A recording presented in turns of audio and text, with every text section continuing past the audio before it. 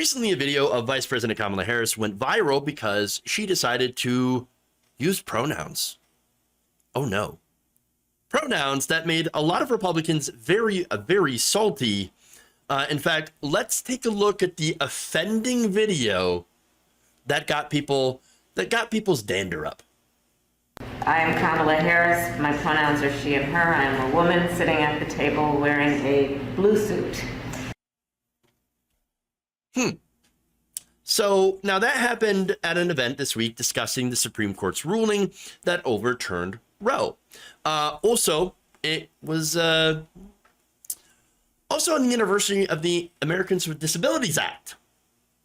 So now a lot of people went after her, including Representative Adam Kinzinger, who said this, quote, "If you ever wonder why the left still can't win elections despite the insanity of Trumpism, save stuff like this for reference later. You can get mad at me, but I'm not wrong." Not only can people get mad at you, Adam, but also you're wrong. Who exactly here is insane? What is insane here? Okay, she is talking to a roundtable of people who are sight impaired. So of course you're going to introduce yourself by explaining yourself. Again, some of these people either have different ranges of impairment to their vision, and so some might see a little bit, some might not be able to see at all. What's the problem? Other people at the round table did the same thing as Harris. They introduced themselves with their pronouns and what they were wearing. What's the issue? Now, look, okay, so if you want to point out, like, this is something that is a little unusual. We don't generally hear this a lot. We're not exactly used to seeing it. Okay, fine. But again, why get offended by this? This is a really good example of somebody that's using inclusive language. What's wrong with that? I don't think that's a bad thing. It's a good thing. It literally costs you nothing to be inclusive. And I know mainly what they're mad at, because she decided to use pronouns. Of course. And so it turns into actually something where she is inclusive and it's just a good thing.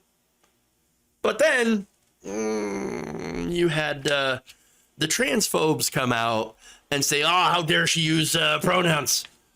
Oh, it's the pronouns. That's the problem." No, ridiculous. Again, of all the things that you can criticize Kamala Harris for, and there's plenty, are you going to choose this? No, it's nonsense. It's a non-issue. It's absolutely ridiculous. I think the biggest criticism that I have of her is telling immigrants that are fleeing violence and war, poverty, from some of our own policies, like the continued war on drugs, telling them not to come. Do not come, do not come. I'm very critical of that, because what you're doing is that, you're telling people who are desperate, who want asylum in this country, don't even try. Just don't even try. We're gonna turn you away. And I think that is pretty horrific. So you can understand that I have plenty of criticisms of Kamala Harris, but this one ain't it. Okay, this is made up. It's bullshit. And I think you would think that Kinzinger, who is still a Republican, might actually see past that. But again, he's also a Republican. And so understand that I've given him and Liz Cheney, for example, credit for their work on the J6 committee. I think they've done a good job. I think they've been aggressive in going after Donald Trump. But you still have to remember, they're Republicans, and that still comes with all the negative things that they bring to the table. So libs, you got to be careful not to deify these people. And unfortunately, I see that too much. I see people trying to rehabilitate George W. Bush. I see people, rehabilitating the Cheneys, Liz Cheney specifically. No. They're still Republicans. They still have horrifying takes on things like trans issues. Oh, and of course, war overseas, like militarism. But anyway. The congressman then responded later to a tweet from America Blog editor John Aravosis and said he was not being insensitive. Oh, me being insensitive? What are you talking about? He says, I'll say it again. Do you think blind Americans aren't familiar with who the sitting vice president is, or her gender, or the fact that she isn't transgender? Aravosis tweeted. Kinzinger agreed and added, people can say I'm being insensitive, but I'm not. I can disagree with that. I know what this is. I made the point that this kind of stuff does not sit well with the middle. Yet the anger is focused on us, on those of us telling the facts. What are you talking about? You have a very low opinion of people that he claims are in the middle, right? Look, why would this not sit well with regular people, with the so-called middle, right? If you know the context, if you know who she's talking to, people who are sight impaired, no, this looks absolutely reasonable. It looks like a decent thing to do.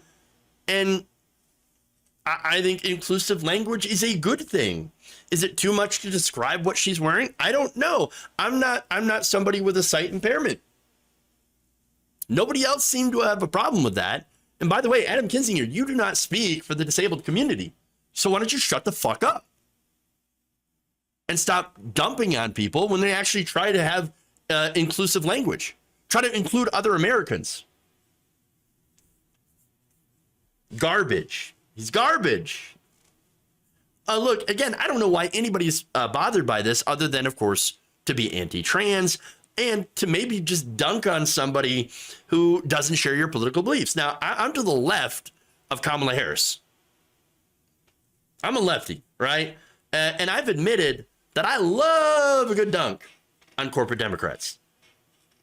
But when it comes to this, hey, if you're a lefty who also dunked on Kamala Harris over this ain't it, Chief.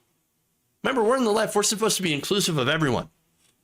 Being inclusive for the disabled community is both based and good. Regardless of who is doing it, I think it's a good gesture. And at the end of the day, didn't harm anyone except, I guess, for a few very fragile right-wingers.